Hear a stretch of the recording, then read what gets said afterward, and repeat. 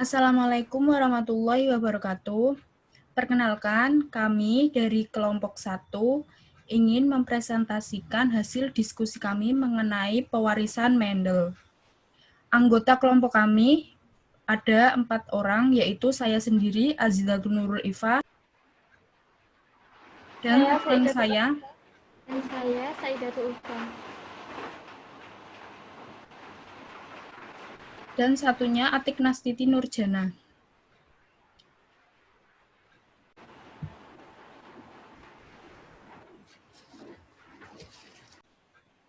Pewarisan Mendel.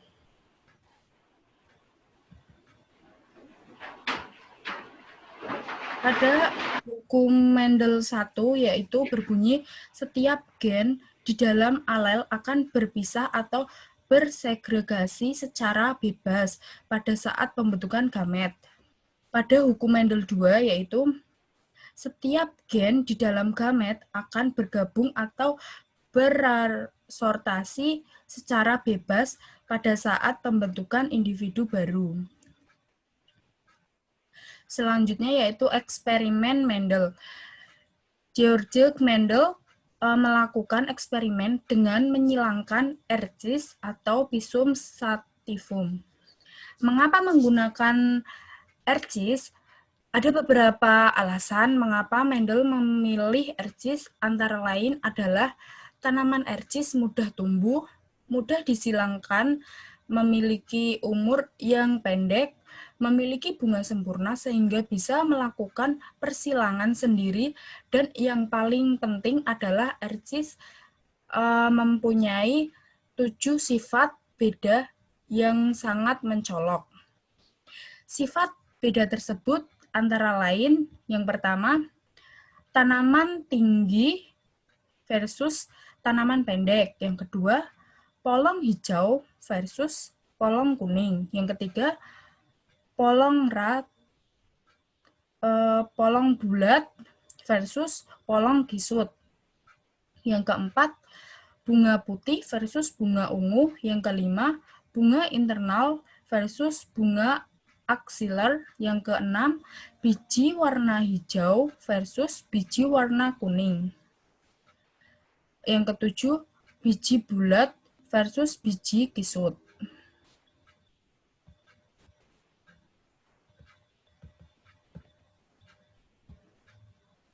Eksperimen yang dilakukan Mendel adalah menyilangkan tanaman-tanaman ercis dengan sifat yang berbeda-beda. Pada persilangan yang dilakukan dengan melihat yang pertama, satu sifat beda atau monohibrid, yang kedua, dua sifat beda atau dihibrid, dan yang ketiga, tiga sifat beda atau trihibrida. Selanjutnya yaitu cara penentuan gamet. Yang pertama ada jumlah gamet.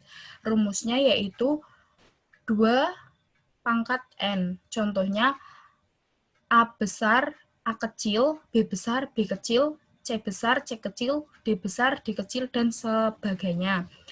Pada rumus N ini, alel heterozigot yang terdiri dari satu gen dominan dan satu gen resesif. Contoh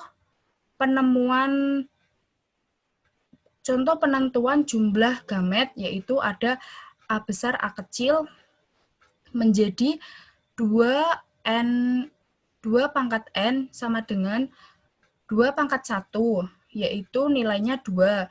N ini bernilai 1 karena hanya memiliki satu alel heterozigot, yaitu A besar, A kecil. Dan yang kedua yaitu A besar, A kecil, B besar, B kecil, yaitu 2 pangkat N sama dengan 2 pangkat 2 yang berjumlah 4. Yang kedua ada jenis gamet. Contoh penentuan jenis gamet. A besar, A kecil. Gamet terdiri dari 2 jenis yaitu A besar dan A kecil. Yang kedua A besar, A kecil, B besar, B kecil. Gamet terdiri dari A besar dengan B besar menghasilkan A besar, B besar. A besar dengan B kecil yaitu menghasilkan A besar, B kecil. A kecil dengan B besar yaitu menghasilkan A kecil dan B besar. Sedangkan A kecil dengan B kecil yaitu menghasilkan A kecil dan B kecil. Selanjutnya akan dijelaskan oleh teman saya Atik Nastiti Nurjana. Baik, terima kasih, Steve.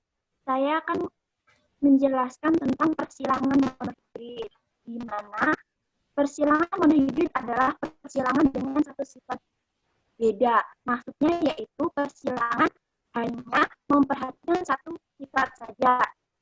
Contohnya seperti warna bunga bisa merah dan putih, atau bentuk buah bulat dan lonjong. Nah, pada persilangan monohibrid berlaku hukum Mendel 1, karena pada saat pembentukan gamet kedua, gen di dalam alel yang sebelumnya berpasangan akan mengalami pemisahan secara bebas dalam dua sel anak. Nah, secara bebas ini maksudnya yaitu pemisahan kedua gen tersebut tidak dipengaruhi atau mempengaruhi pasangan gen yang lainnya. Nah, Mendel melakukan persilangan monohibrid dengan satu sifat beda yang menunjukkan sifat dominasi yang muncul secara penuh dan sifat dominasi yang tidak muncul secara penuh. Nah, dominasi penuh itu adalah persilangan yang terjadi apabila sifat gen yang satu lebih kuat dibandingkan dengan sifat gen yang lainnya. Akibatnya, sifat gen yang lebih kuat ini dapat menutup sifat gen yang lemah. Dalam hal ini, gen yang memiliki sifat yang kuat disebut gen dominan. Nah, gen yang memiliki sifat yang lemah ini disebut dengan gen resesif. Seperti contoh yang saya berikan yaitu persilangan antara bunga mawar merah, simbolnya M besar dan M besar, dengan bunga mawar putih M kecil dan M kecil. Dengan gen M besar itu bersifat dominan penuh terhadap M. Nah, di sini persilangannya yaitu ada P1 sama dengan M besar dikali M kecil. Nah, keterangannya M besar ini yaitu merah dan M kecil ini putih. Nah, seperti yang kalian lihat ini, berdasarkan hasil rasio fenotip dan rasio genotip pada F2, kita dapat menentukan rasio fenotip F2-nya. Yang merah putih itu perbandingannya 3:1. Sedangkan rasio genotipnya yaitu M besar itu 1, M besar M kecil 2, M kecil itu 1. Next. Nah, kemudian ada dominasi tidak penuh atau biasa disebut dengan intermediate. Nah, persilangan intermediate ini yaitu persilangan monohibrid antara dua individu sejenis yang memiliki sifat kontras. Namun, pengaruh kedua gen sama-sama kuat, sehingga hasil persilangan berupa individu yang memiliki sifat antara atau perpaduan sifat keduanya. Nah, contohnya itu ada persilangan antara bunga mawar merah M besar dengan bunga mawar putih M kecil. Dengan M besar dan M kecil itu sama-sama merupakan gen dominan. Nah, contohnya yaitu persilangan. Nah, dari persilangan tersebut didapatkan hasil rasio fenotip dan rasio genotipnya. Yang pertama yaitu rasio fenotip merah 1, merah mudanya 2, putihnya 1. Sedangkan rasio genotipnya itu M besarnya 1, M besar M kecilnya 2, dan M kecilnya 1. Selanjutnya yaitu ada istilah-istilah dalam persilangan. Beberapa istilah yang kita gunakan ada parental dengan simbol P, yaitu induk atau orang tua. Gamet simbolnya itu G besar, yaitu sama dengan sel kelamin. Filial F besar itu sama dengan keturunan atau anak. Genotip itu merupakan susunan gen penyusun sifat. Nah, sedangkan fenotip itu sifat yang tampak. Baik, selanjutnya akan dilanjutkan oleh Afifah. Ya, selanjutnya yaitu monohibrid pada manusia dan hewan ya. Yang pertama itu pada monohibrid pada manusia. Nah, pada manusia telah diketahui cukup banyak sifat herediter atau turun-temurun ya. Misalnya ada albino, terus kencing manis, thalassemia, dan masih banyak lagi. Nah, selain itu ada sifat yang bersifat dominan dan ada yang resesif ya. Bisa dilihat pada gambar pola pewarisan monohibrida pada manusia ya. Pada keturunan dominan terlihat D kecil itu normal, dan pada keturunan resesif itu N kecil affected, yaitu itu terpengaruh yang seperti itu. Next. Nah, selanjutnya yang pada contoh monohibrid pada manusia itu ada kencing manis ya, atau diabetes mellitus. Nah, merupakan suatu penyakit metabolisme pada tubuh manusia yang disebabkan oleh karena pankreas kurang menghasilkan insulin, sehingga kadar gula dalam darah tinggi sekali, dan sebagian dibuang melalui air kencing. Nah, penyakit kencing manis ini atau yang sering disebut ya dengan penyakit gula, itu dapat membahayakan kesehatan orang. Antara lain sulit pada penyembuhan luka, seperti itu. Nah, dahulu dikira bahwa penyakit ini itu bukan keturunan ya, sebab memang kebanyakan penderita itu karena misalnya berfoya makan, terus tidur tidak teratur, ataupun karena kerusakan lain dalam tubuh. Nah, akan tetapi dari penyelidikan diketahui bahwa kurangnya kemampuan dari pankreas untuk membentuk insulin itu ditentukan oleh gen resesif D kecil. Nah, jika seseorang pada suatu waktu diketahui menderita diabetes, sedangkan kedua orang tuanya normal, maka dapat dipastikan kedua orang itu heterozigotik. Nah, dengan demikian, maka gen resesif D dari kedua orang tua itu akan bertemu pada anaknya. Nah, namun demikian, timbulnya diabetes juga dipengaruhi oleh ekspresi dari gen tersebut. Next. Nah, berikut diagram perkawinan pada keluarga penderita diabetesnya. Dengan parental D besar D kecil, disilakan dengan D besar D kecil dihasilkan D besar itu normal, D besar D kecil normal karil, dan D besar D kecil diabetes. Next. Nah, selanjutnya itu pada manusia pada kasus thalassemia. Nah, penyakit darah bawaan yang menyebabkan eritrosit ataupun sel darah merah itu pecah. Nah, eritrosit di sini ya berbentuk tak teratur terus mengandung hemoglobin sehingga hanya mempunyai kemampuan sedikit untuk mengikat oksigen. Nah, sel darah putih itu meningkat jumlahnya dan hati serta limpa itu membengkak. Nah, ditentukan oleh gen dominan T besar H kecil ya. Sedangkan alamnya resesif T kecil H kecil menunjukkan sifat normal. T besar T kecil homozigot itu thalassemia mayor ya, merupakan thalassemia yang parah ya, pengidap kelainan jenis darah ini membutuhkan transfusi darah rutin dan perawatan medis yang ekstensif. Sudah dibandingkan pada T besar H kecil yaitu pada heterozigot itu thalassemia minor. Nah, kerusakan pada hemoglobin itu terjadi terbatas dan tidak terlalu parah dibandingkan pada thalassemia mayor. Selanjutnya, selanjutnya itu monohibrid pada hewan. Nah, monohibrid pada hewan ini contohnya ya pada marmut. Jika kalian lihat rambut marmut ya seperti juga pada manusia, terus tikus dan lain itu ada yang hitam dan ada yang putih atau albino ya. Marmut yang normal adalah marmut yang berambut hitam, jadi disebabkan karena ia memiliki gen dominan A besar yang menentukan pembentukan pigmen melanin.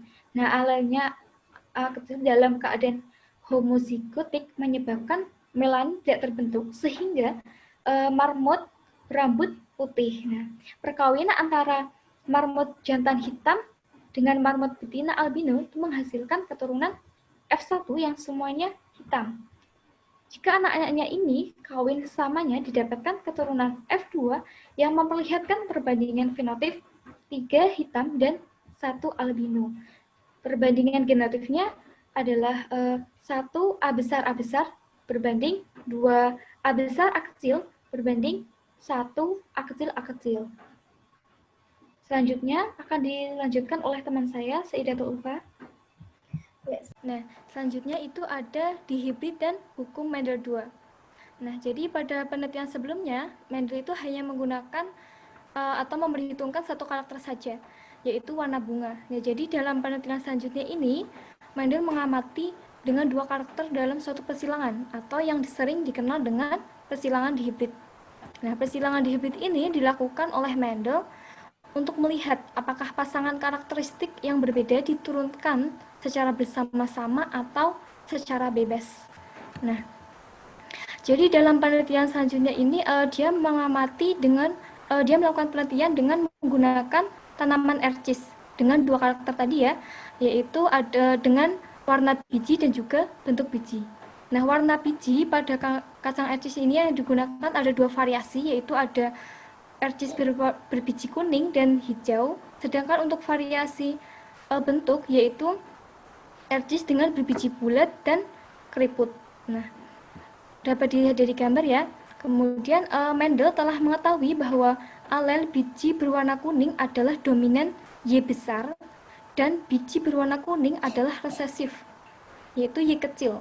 Nah, untuk bentuk biji, tanaman ercis berbiji bulat dengan dominan R besar dan tanaman berbiji resesif itu dengan R kecil.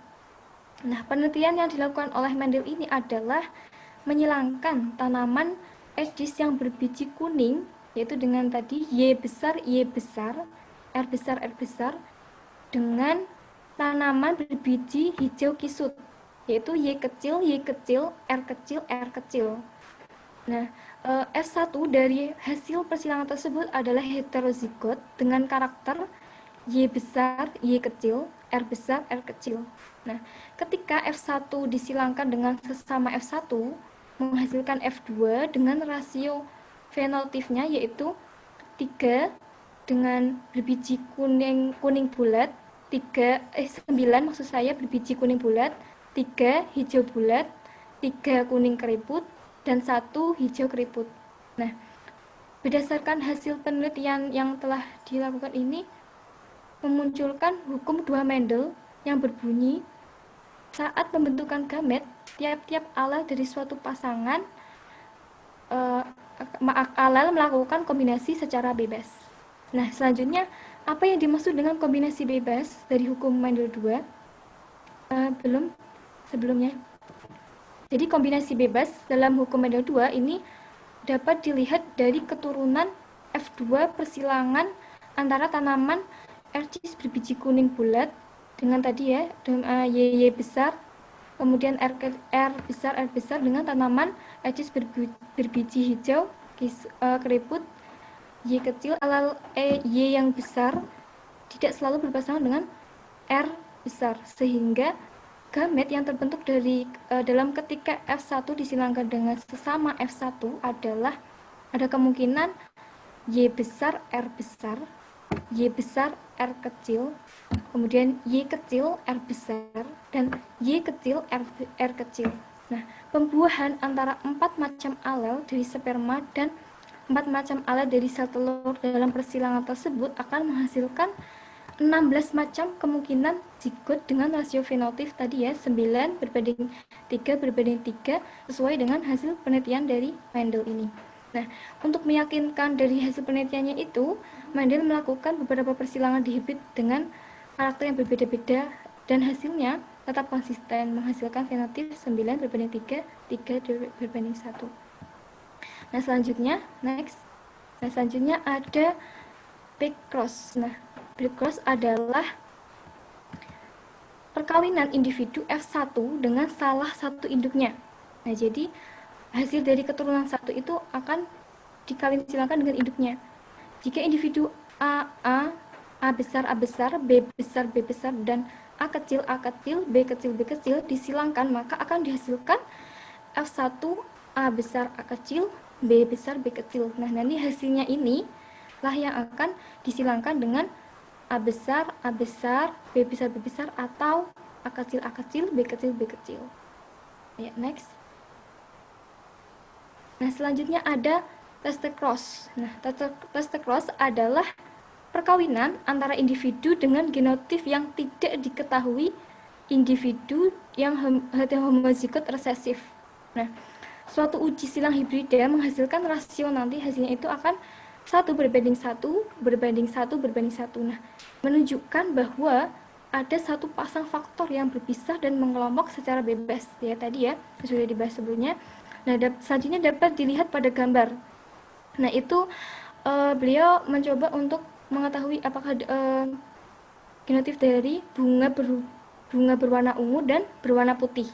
Nah, untuk mengetahui apakah tanaman ecis berbunga ungu tersebut homozigot, yaitu P besar atau heterozigot, P besar P kecil, maka dilakukan suatu tes, nah, yang dikenal dengan tes cross. Nah, mekanisme dari tes tersebut adalah dengan melakukan persilangan antara tanaman ecis berbunga ungu dari tanaman yang ingin dites tersebut dengan tanaman berbunga putih homozigot yang semua alelnya itu resesif. Jadi harus homozigot dan alelnya resesif ya untuk mencobakannya.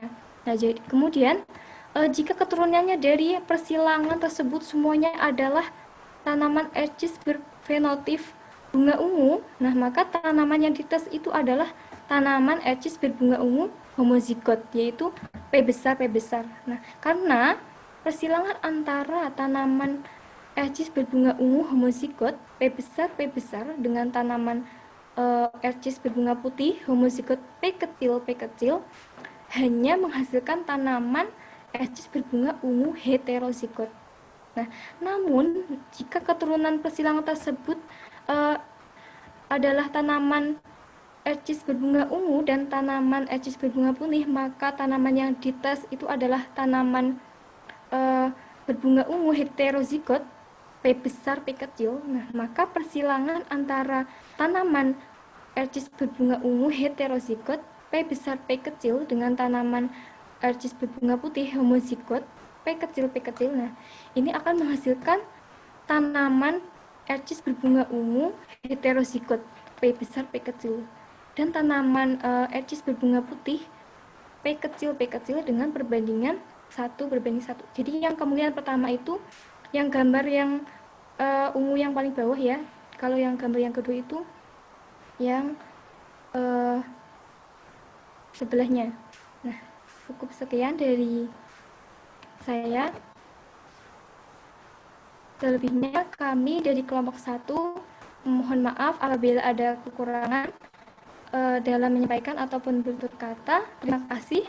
Wassalamualaikum warahmatullahi wabarakatuh.